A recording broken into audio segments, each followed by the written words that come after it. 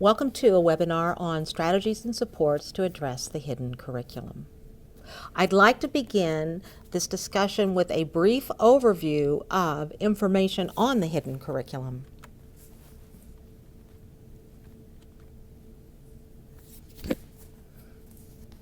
As you learned in the video on the hidden curriculum, it is important to ensure that we are providing instruction that allows our individuals to obtain a high quality of life. Information that will allow them to develop relationships, be employed, and to live as independently as possible. And to reach these goals, we need to think about the hidden curriculum and how it impacts individuals with autism spectrum disorders. The hidden curriculum is information that is not often taught, but is assumed or expected information for individuals with autism spectrum disorders. It needs to become a part of the direct instruction that we are providing individuals on the spectrum. An important part of teaching the hidden curriculum, of course, is an ecological assessment of the hidden curriculum environment. We need to identify specifically what hidden curriculum items are important for an individual. We need to take into consideration the multiple environments, the people that are in that environment, the time, and the context. And as such, we often are creating our own lists of hidden curriculum items and prioritizing them to ensure that we are teaching the most salient information. We know that every environment has a hidden curriculum. Here is, again, the hidden curriculum ecological assessment that will allow you to identify hidden curriculum items and prioritize them for Here is the hidden curriculum ecological assessment that will allow you to identify hidden curriculum items for a specific environment and to indicate their importance relative to peers, authority figures, and family. As presented in the previous webinar, here is a template developed by Hudson and Kaufman from their book Out and About. This template allows you to identify the hidden curriculum and other supports needed when our families are out in the communities with their children. And another template from Loomis's Staying in the Game allows individuals in work, school, and community to identify social situations and their many variables that need to be taught or supported, which includes the hidden curriculum. The templates and the assessments are quite easy to use and allow you to think through the process of identifying hidden curriculum items. We need to ensure that these hidden curriculum items, once they are identified and placed on a template, are taught in a way that is meaningful for the individual. In the area of autism, we do have evidence-based practices. In fact, we know what to do and how to do it when we are teaching and supporting individuals with autism spectrum disorders. Within the realm of evidence-based practices, we need to realize that each individual with autism is unique. And while it is wonderful to start with a list of evidence-based practices that can be used to teach an individual with autism, a strategy or support can only be considered evidence-based for that individual if it works with that individual. I'd like to review some strategies that can be effective for our folks on the spectrum. There's an overarching goal, if you will, to instruction, and that is to be intentional. We need to ensure that no matter the support or the strategy that we are using, that we are intentional in its use. because we know that many individuals on the spectrum require that direct instruction, that feedback that is specific in order to profit from their many environments. In addition, evidence-based practices show us that as much as possible, we should teach in the natural environment. It will make the information meaningful for the individual with autism. In addition, it will help ensure generalization. Because there is so much information to teach individuals on the spectrum, we need to work very diligently to ensure that the information they are taught is real and meaningful. And one way to do this is to address the natural environment. One strategy that can be effective for individuals with autism spectrum disorders is video modeling. There's a significant base of literature on video modeling and its effectiveness with individuals with autism spectrum disorders.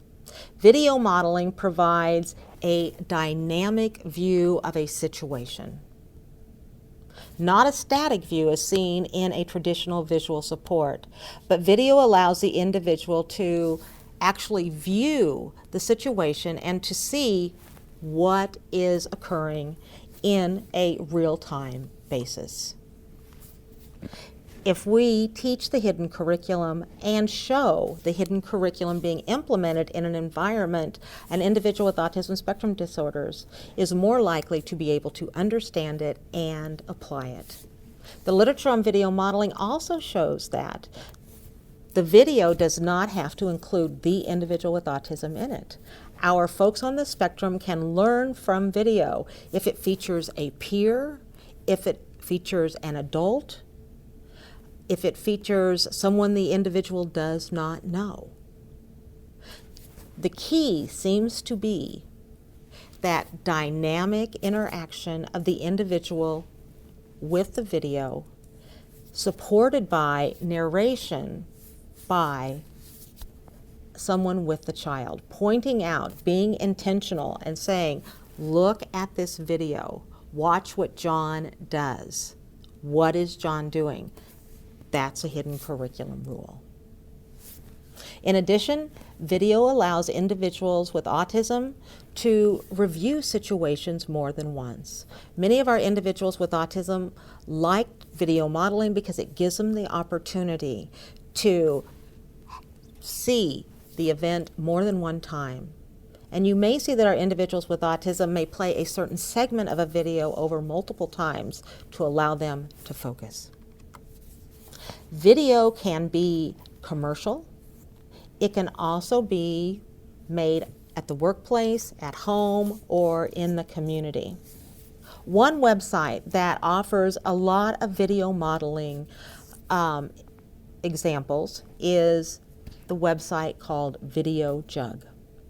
VideoJug was created in the United Kingdom. It is a free website, and it is basically a how-to or do-it-yourself website that features so many topics, from how to ask a peer to play at grade 1, to how to interview for a job, how to make a good cup of tea, how to wash your clothes.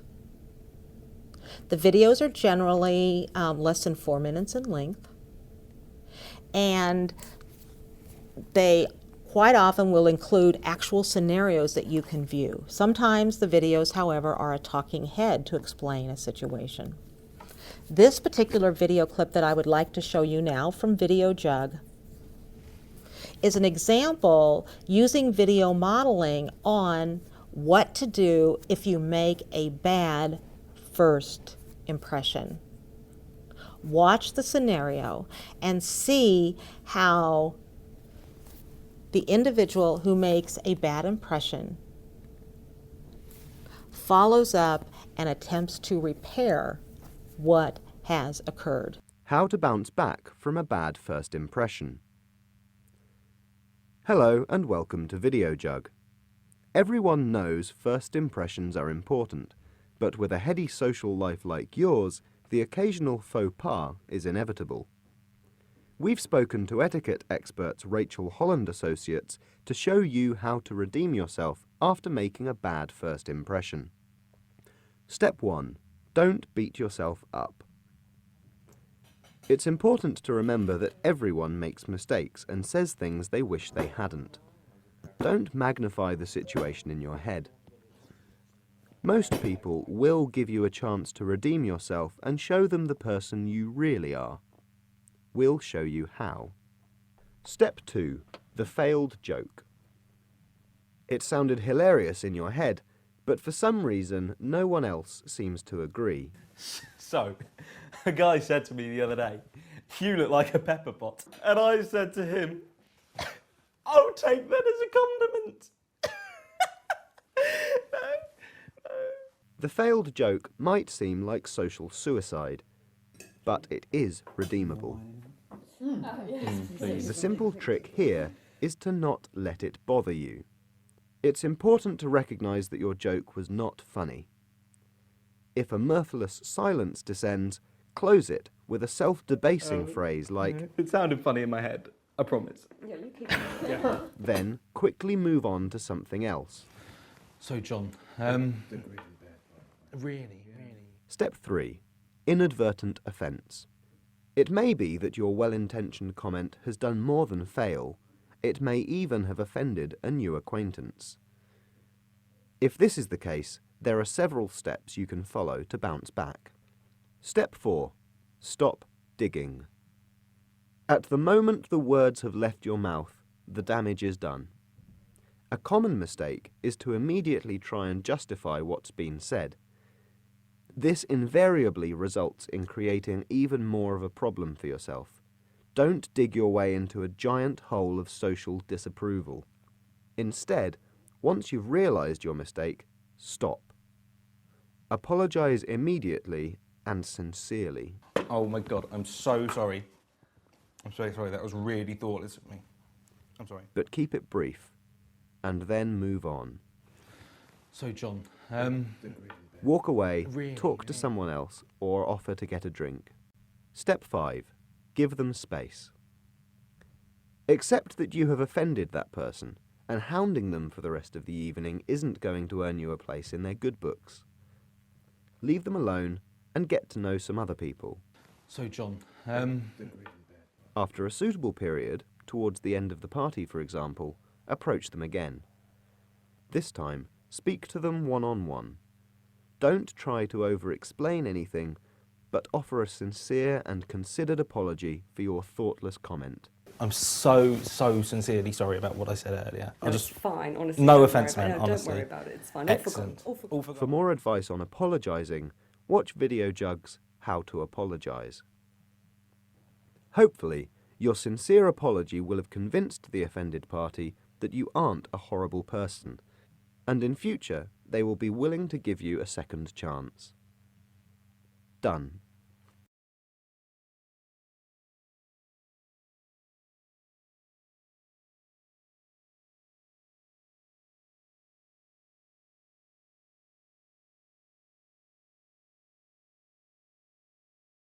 Here's a second video from Video Jug. This particular video is more of a talking head, but it talks about how to network with people at a party. Let's watch the narrator describe successful networking. Body language. How can I network at parties? Hello and welcome to Video Jug. I'm Judy James and I'm a body language expert, and I'm going to give you some tips to help you network. Firstly, keep moving. When you walk into a room, have a quick look round, scan the room, see who you're going to go out and talk to, and make sure you get moving straight away. The longer you stand still, the harder it is to get going. Active listening is a vital skill if you want to make a good social impression. You don't need to be a good speaker, just make sure that you're showing the person who's speaking that you're listening. To do that, you use 100% eye contact, so look them in the eye while they're speaking. Then you nod as they're talking and pace your nod to pace in time with their speech. Don't look away, otherwise they'll think that you're getting bored or distracted. Face them front on as well, don't turn your torso away. And as you're sort of using your gestures, make sure that they're in pace with theirs. Use mirroring gestures as well. And that will make you look like a really good listener. Breaking into a group can seem really daunting, but here's some tips to make it easier. Firstly, look for the biggest gap in the group. Make your way towards it, stand in the gap, look at the people on either side, and then use active listening signals to the speaker. Don't interrupt them. Start to join in with the pace of the group, so if you're nodding or laughing, copy the rest of the group. That will create bonding. Wait till the speaker's finished and then talk about something that they've just said, so you tag their conversation. And then you start speaking, but introduce yourself quickly to everybody else. And that should work. If it doesn't work and you can't break in, don't stand there looking like a lemon because you'll lose all your street cred.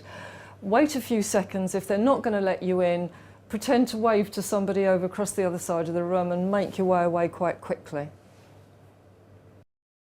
Smiling is the most primitive sign of introduction. I think sometimes we forget to do it. We think a smile, but we don't really create one. If you can do a good, genuine looking smile, you will look so much more positive and approachable. And remember, it's important to smile with the eyes, not just the mouth.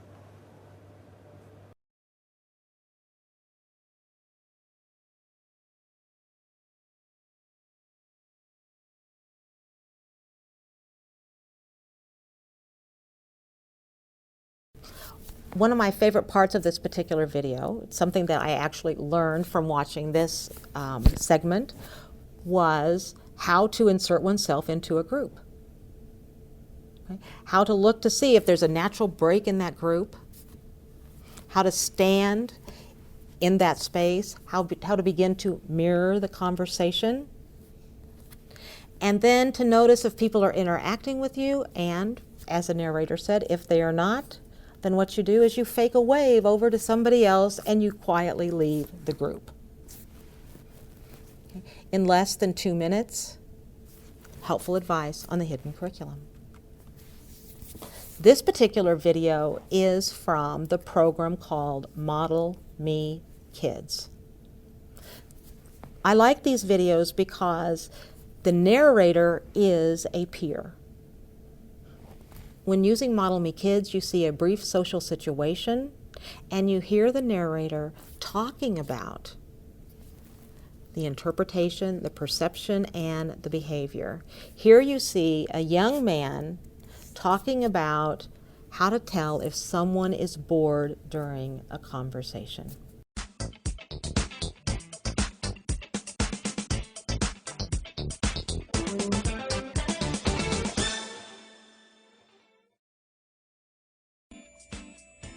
When I'm excited about a cool video game or a new movie, I really want to talk about it, but I have to be careful how much I say.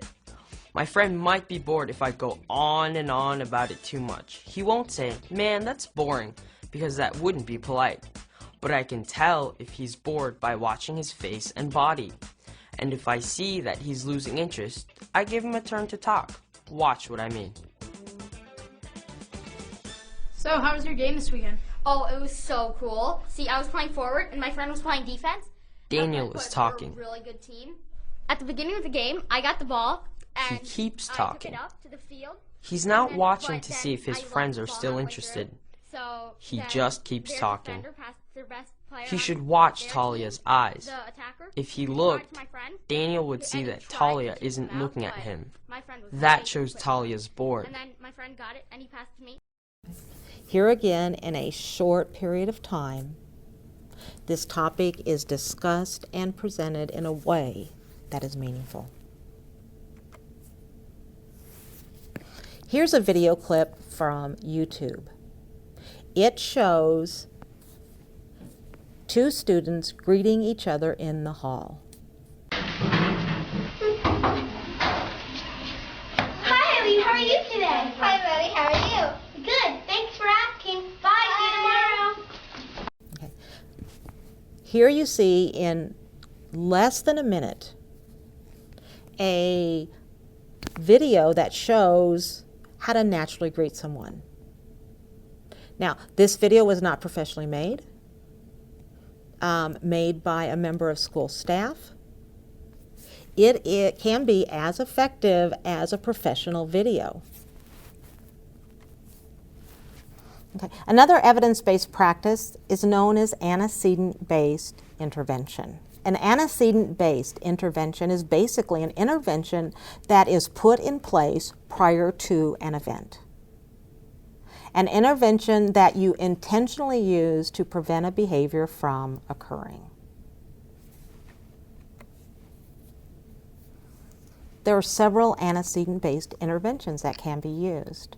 For example, if you teach one hidden curriculum item per day, you are a classroom teacher, you select one hidden curriculum item that is important for your classroom, you write that item on your board, you review it with the entire class, a general education class.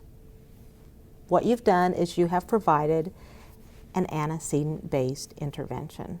Antecedent-based interventions need not be time intensive. The one-a-day method can be used individually, such as when a resource room teacher sits down with a student and reviews a particular item.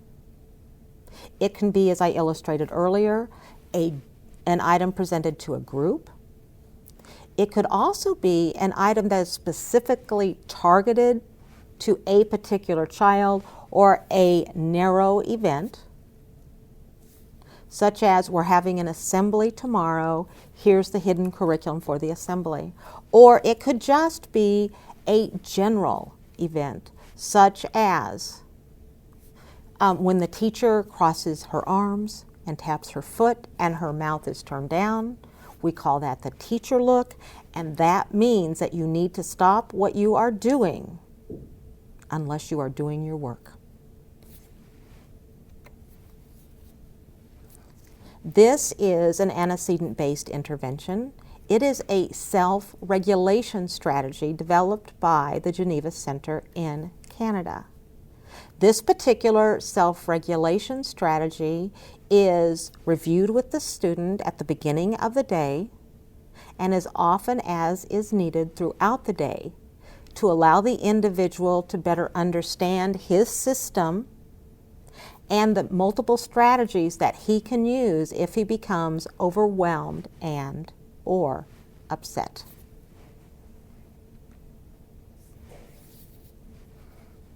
Another topic of evidence-based practices for individuals with autism that can be used to teach the hidden curriculum are called social narratives.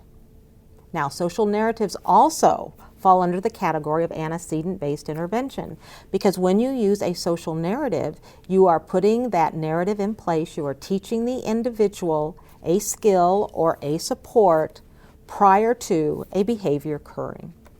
There are many types of social narratives. Carol Gray has created social stories and comic strip conversations. We also have social scripts. We have Elisa Gagnon's Power Card Strategy, and we have cartooning. These are all ways to provide descriptions of social settings to enhance the understanding of our folks on the spectrum. Social narratives can cover any topic. Here is a social narrative about the Super Bowl. For a young man who became very upset if his team lost the Super Bowl. And this narrative was read to the individual actually several times during those several days about the Super Bowl and right before the Super Bowl occurred, and he had a copy of this narrative with him during the Super Bowl. Okay? It allowed him to understand that some teams lose, some teams win, and it can be disappointing if your team loses, and here's how you can react to that disappointment. Here's another social narrative. This is a social narrative that can be effective with many individuals on the spectrum. It's called Sometimes Things Change. As you know, our folks on the spectrum quite often like things to be very predictable on a schedule, but we know in life that that is not always how it is. And so this particular social narrative addresses that. Now, social narratives, as you can see from this example and the previous example, can be targeted to a specific individual in a specific situation, or they can be more global. As in this particular social narrative, it's stated globally, it's not tied to any one event, and it can be used with an entire group of individuals if they're experiencing difficulty with change. Here is another social narrative, the Power Card by Elisa Gagnon. The Power Card provides a social narrative based upon the individual's special interest. And we know from research how important the special interest is to our individuals with autism spectrum disorders. And in fact, many individuals on the spectrum define themselves by their special interest. This particular Power Card features the creator of Yu-Gi-Oh!, a special interest of a young man on the spectrum. And the premise behind the Power Card is to teach the individual or support the individual in engaging in a specific behavior by tying it to the special interest. So if the special interest engages in that skill, our child will be motivated to also engage in that skill. And so here we have Kazuki Takahashi, creator of Yu-Gi-Oh!, in a Power Card that shows how to greet and interact with someone. The young man who loved Yu-Gi-Oh! Was very, very eager to become just like his hero in greeting other people. Visual supports. Now, visual supports can also be considered an antecedent-based practice. We know that many of our individuals are visual learners. If they can see it, they can do it. Now that applies to neurotypical people as well. For many neurotypical people, visual is their preferred way to learn. Here is a visual support from AMC Theater. Not designed for people with autism. It's designed for all people. And it very simply shows you how to dry your hands in the restroom. It's wonderful how many people have realized that visual supports help all people. We now talk about the concept of universal design, creating environments in which all people can be successful, and visual supports is one way to do this. Here is a visual support for young adults with autism spectrum disorders, created by Carrie Dumbaron and her colleagues. This particular visual support talks about stalking behavior. And what you'll see is it rates behaviors on a scale of 1 to 5, a nice structure that many folks on the spectrum prefer. It provides a brief description of what that behavior might look like and how other people might interpret it. For example, behavior 1 is not talking to other people at all, sitting alone in the cafeteria, working quietly in the library. What others might think, this person is not dangerous, but he's not very friendly. This person might be shy, but I'm not afraid of him. And then if you look at 5, what might this look like? Calling repetitively every day, going to someone's house uninvited, saying something that feels threatening to the other person. And others might think, you are too scary. You might be dangerous and I can't take a chance that you will hurt me. I need to call the police. Okay. This is a very nice visual way to present those behaviors, and you'll notice that they are presented in a very matter-of-fact way, and the way that other people perceive them is spelled out, because what we know is many individuals on the spectrum without without direct instruction and support, do not understand the perspective of other people. Here is another visual support by Baran and Curtis, and this visual support talks about voice volume. Again, they've used the 5-point scale. Now, this could be a 3-point scale, it could be a 2-point scale, it could be a 6-point scale. But 1 is no talking, and you'll see that it goes to 5, which is talking loudly. Now, this is a very nice support that allows our individuals to take that abstract concept of voice volume and to make it a bit more concrete.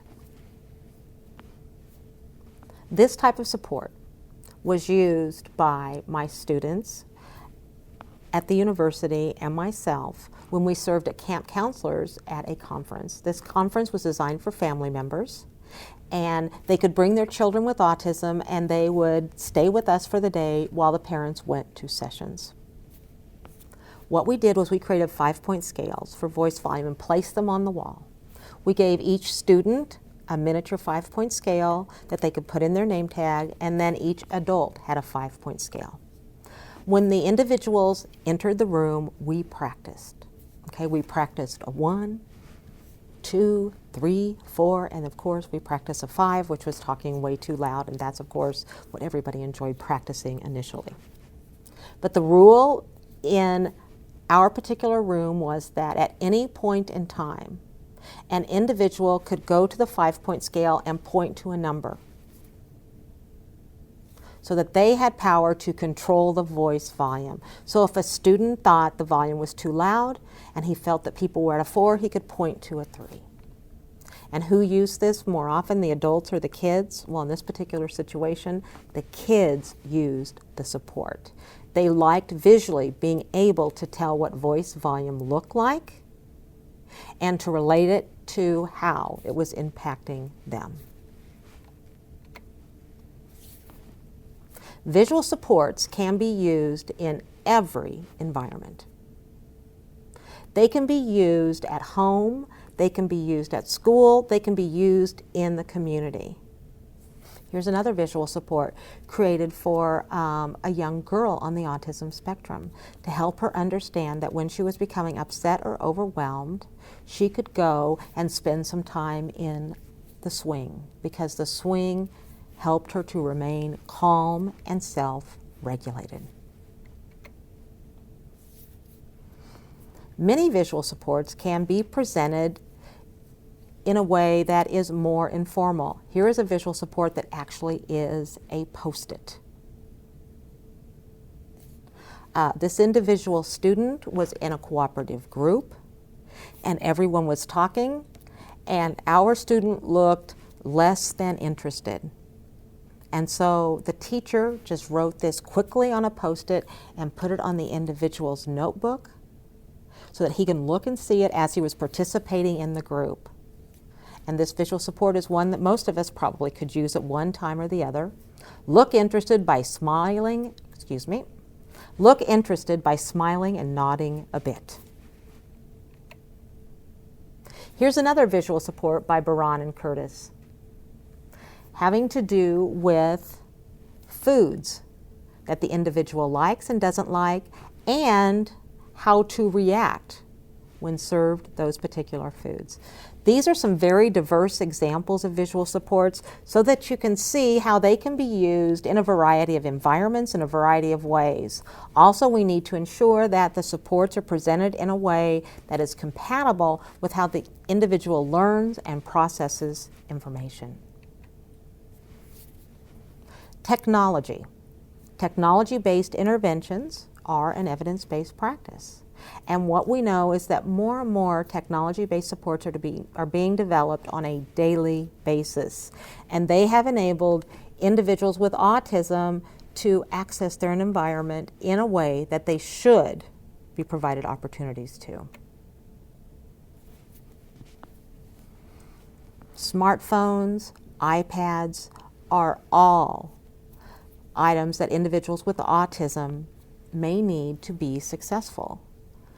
This is a picture of an app called Audio Memos. by pushing one button, you can record what is going on in the environment. So if you are a student who learns auditorily and the teacher is giving a lecture, you can record that and listen to it later. If the adult is being given instructions regarding work, it can be audio taped and listened to multiple times if that's what the individual needs. Here is an app called the urinal test. Now, many of you may not be aware that there is a hidden curriculum associated with the urinal. And there comes a time in the life of all guys on the spectrum when they can never again go into a woman's bathroom.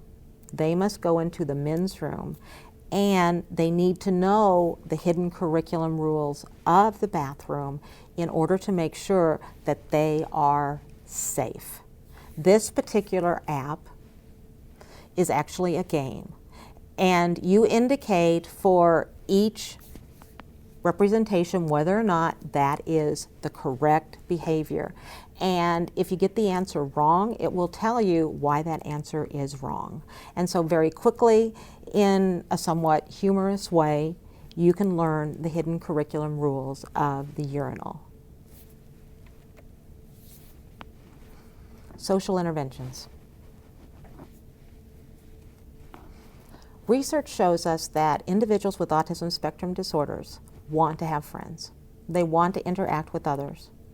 And also research on adolescents and adults show that when individuals with autism are in the workplace, their primary challenges are not in the work task itself, but rather they focus around the hidden curriculum and other social issues.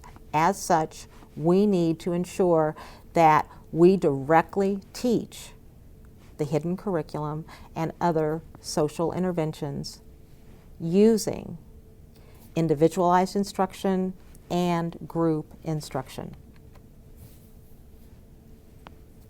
One form of instruction that has not been used as much as it should, in my opinion, is using mentors as instructors. In the hidden curriculum, same age peers understand what the environment is like.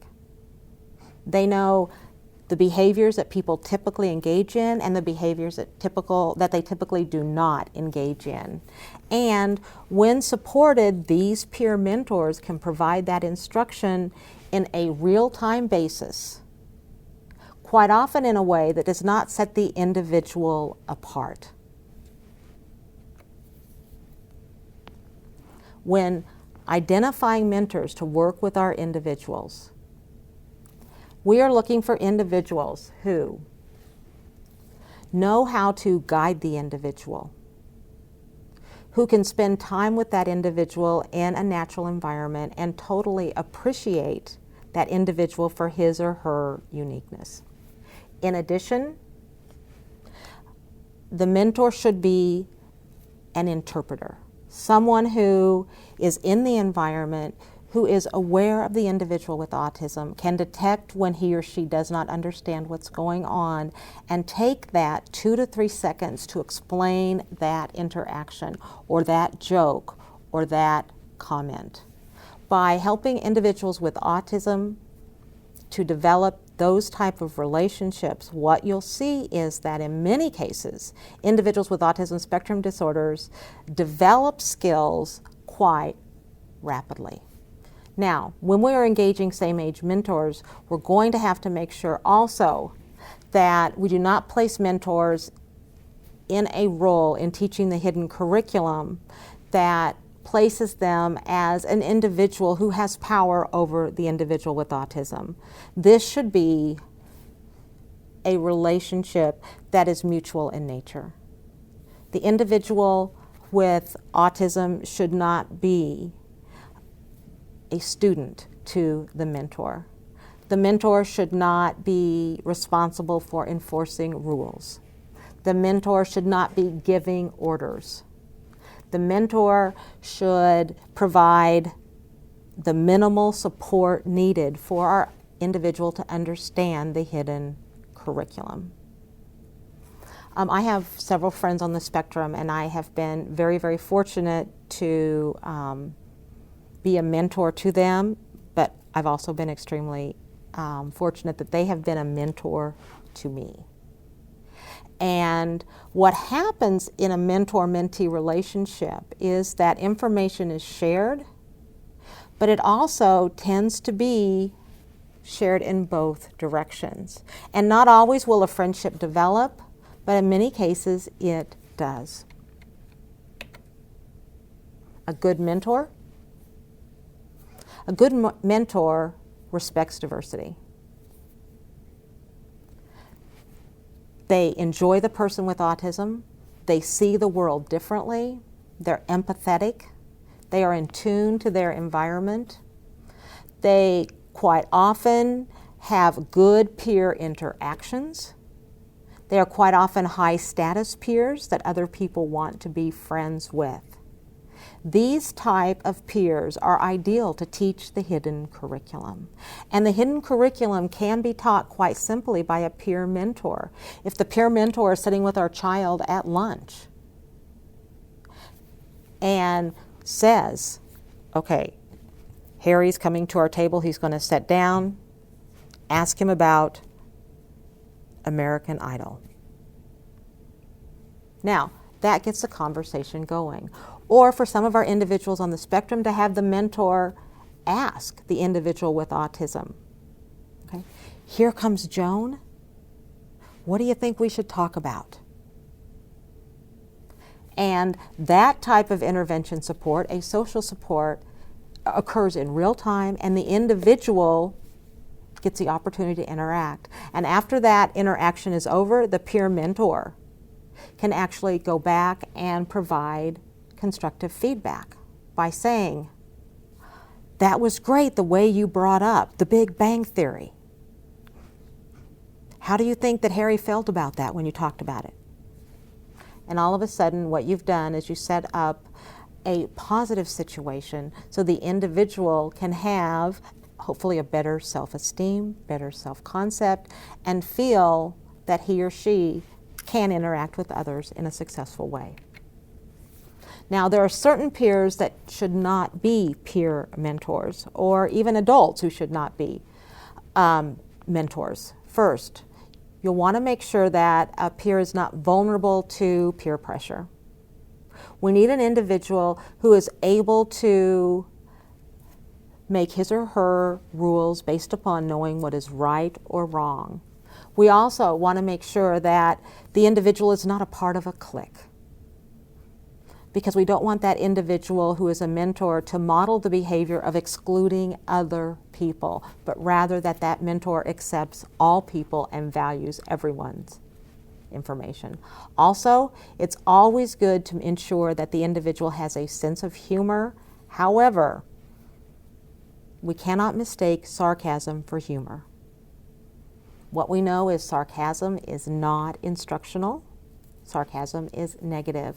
And so a good peer mentor will have a good sense of humor, but never at the expense of other people.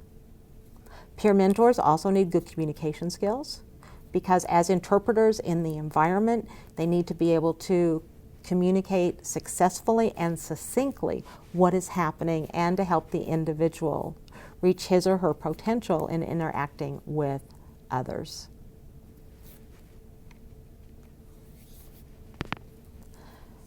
When we are teaching the hidden curriculum, when we have social interventions in place, we have mentors who teach the hidden curriculum.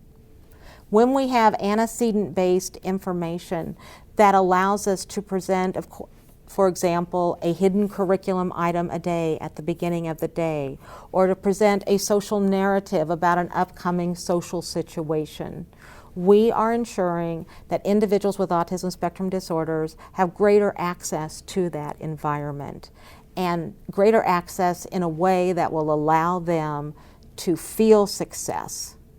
Because what we know is once you feel success, you are more likely to make positive changes in behavior, and you're more likely to take positive risks. Evidence-based practices, by providing that instruction and support, can do that. Now, there is one element that I think is essential when providing instruction on the hidden curriculum, and this is not an evidence-based practice, but I think it probably should be. That practice is the one of fun. We need to ensure that when we are teaching the hidden curriculum, those unwritten social rules, that we do it in a way that is enjoyable for the individual with autism spectrum disorders. Because we want him or her to see the social situation as one that is enjoyable. We also know that when information is presented in that way, we can see significant changes in individuals with autism spectrum disorders. Here is a commercial from Volkswagen showing how fun can change the behavior of people.